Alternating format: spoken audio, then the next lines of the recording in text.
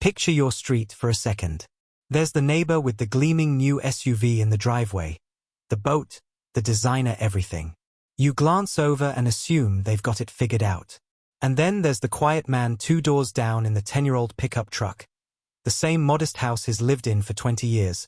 Nothing flashy about any of it. You don't think about him much. Now here's the part that flips the whole picture.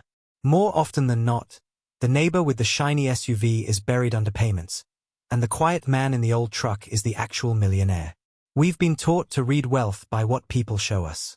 It turns out the signs we trust are mostly pointing the wrong way. I recently read The Millionaire Next Door by Thomas Stanley and William Danko. They spent years quietly studying people who'd actually built wealth, and the thing I liked most is how ordinary the real ones turned out to be. Not the people you'd ever guess. So today, let's walk through what real millionaires actually do. The plain habits that build money while nobody's watching. Pour yourself something warm.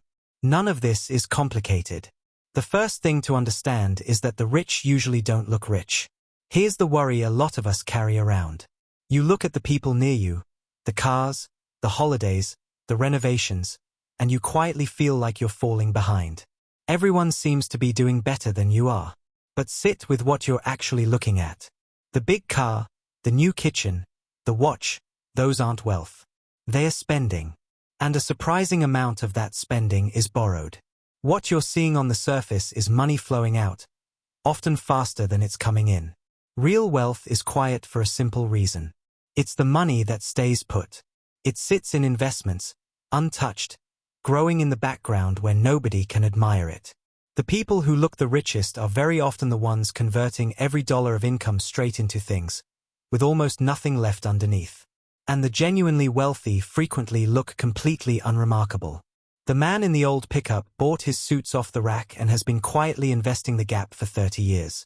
Meanwhile, the household with the luxury everything owns almost none of it free and clear. On paper, their net worth is barely above zero. It helps to separate two things we usually blur together: how much someone earns and how much they actually own. A big income paired with big spending makes you look wealthy without ever making you wealthy. You can earn $200,000 a year, spend $200,000 a year, and own almost nothing once the loans are counted against it. And the person you'd never look at twice, earning 1/3 of that and quietly keeping a slice of every paycheck, is the one slowly turning into a millionaire. Looking rich and being rich often turn out to be opposite activities. So here's your small action for this one. Stop measuring yourself against what people display. The next time you feel that pang seeing someone's new car or beach photos, remind yourself you're looking at their spending, not their savings. You have absolutely no idea what's sitting underneath, and quite often there's less there than you'd think. The second habit is the real engine, and it's almost boringly simple. Live below your means. The worry here is the familiar one. You earn a decent income, you're not reckless, and yet somehow you never seem to get ahead. The most consistent trait of the real millionaires in this study wasn't a giant paycheck. It was a gap.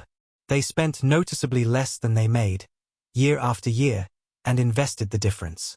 And the size of that gap mattered far more than the size of the income. Think of two people earning exactly the same. One keeps 1/4 of it and invests that quarter quietly for decades. The other spends every cent keeping their life looking a certain way. 20 years on, those two people live in completely different financial worlds, and the only thing that separated them was what they chose to keep. Picture a school teacher on a modest salary who saves a steady slice of every paycheck for 30 years. That teacher can easily end up wealthier than a doctor earning 5 times as much who spends all of it on the lifestyle people expect of a doctor. Your income is the river. Your wealth is the reservoir. If you let the whole river run straight out the other side, it doesn't much matter how wide it is. And the part nobody feels in the moment is how quietly that gap compounds. $300 a month doesn't sound like wealth. It sounds like a couple of dinners out you decided to skip. But left alone in a simple investment for 30 years, that same boring $300 a month can grow into something well past $250,000. The money you don't spend doesn't just sit there waiting. It goes to work, slowly at first, then faster, until one day the reservoir is deeper than your income ever was. Your action here is gentle. Figure out your gap. What comes in, what goes out, and what's actually left at the end. If the honest answer is nothing, don't panic, just start with one number. Aim to keep a little more this month than you did last month. Even a few percent, growing slowly, is the entire game. The third habit is about the thing that quietly stops most of us. The status trap. Here's the worry, and it sounds reasonable. You've finally started earning more, so shouldn't you reward yourself? Enjoy it a little? The danger is something that sneaks up almost invisibly. Every raise gets quietly absorbed by a slightly nicer everything. A better car, a bigger place, dinners out a bit more often. You run faster and somehow stay in exactly the same spot.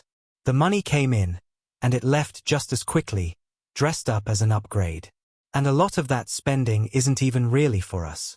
It's a signal to other people. The new car in the driveway is often a quiet message to the neighbors that we're doing fine. The real millionaires in this book were strangely free of that need. They'd simply opted out of the scoreboard. They weren't performing wealth for anyone, which is a big part of how they actually built it. And there's a quiet freedom in that most people never let themselves feel. When you stop trying to look successful for an audience, a surprising amount of pressure simply lifts. You're no longer renting your sense of worth from people who, honestly, aren't even paying that much attention. Picture someone who lands a big raise and within a month has leased the nicer car, upgraded the apartment, and started eating out twice as often. A year later they're earning far more and saving precisely what they saved before. The whole raise vanished into appearances.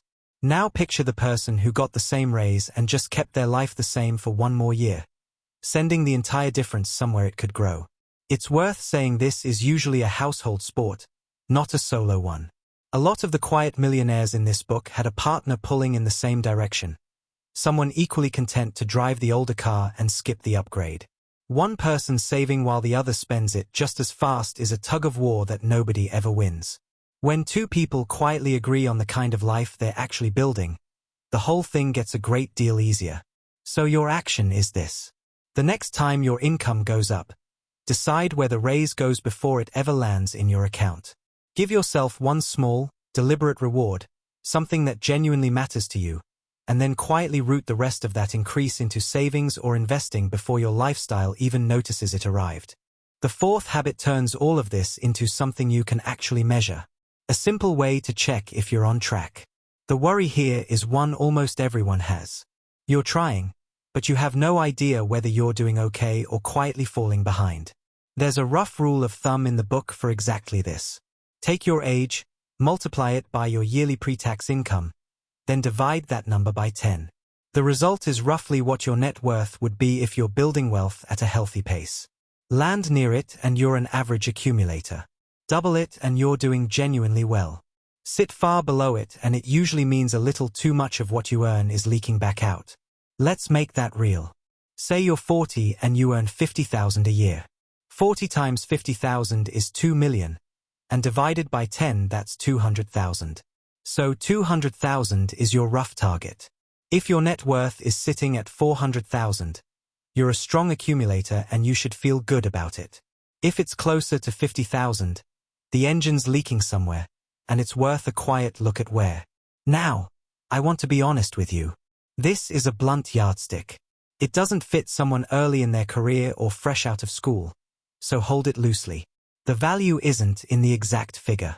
It's that it takes a vague, anxious feeling and turns it into a single number you can actually look at in daylight. Your action for this one is small and a little brave. Run your own number this week. Don't judge it. Don't spiral over it. Just look at it, and let it quietly tell you which direction to nudge things. And that's what the real millionaires actually do. None of it is dramatic. They look ordinary. They spend less than they earn, year after year. They ignore the status game almost entirely. And they keep a quiet kind of score that stops them from drifting. There's no big income required, no clever trick, no secret account.